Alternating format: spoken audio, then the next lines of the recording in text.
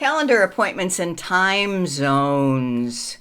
Have you ever made a calendar appointment and you ended up missing it because you didn't properly adjust for the time zone? For example, this meeting with you guys. I put that on my calendar. How do I put that on my calendar? Let's say, so here it is, right here, and it says 10 o'clock. But did I put 10 o'clock? No.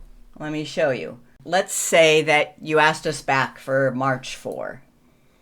And I'll type Laguna Woods. And then I need to add a time.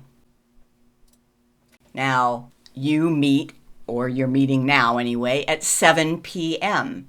Now, I do know that that's 10 p.m. my time.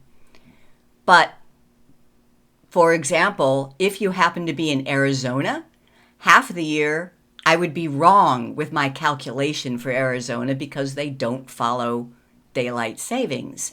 So it's just much better to let the computer calculate the time. I will put 7 p.m., but then make sure that I specify the time zone. Pacific time. Okay. And save. And notice it's on my calendar now at 10 p.m.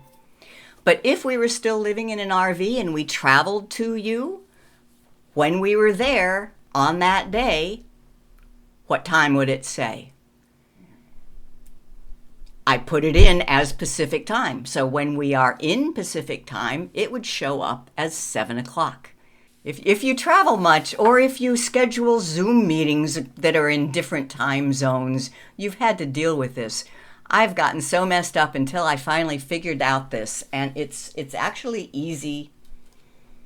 You just enter the time, where it's happening, and the time zone.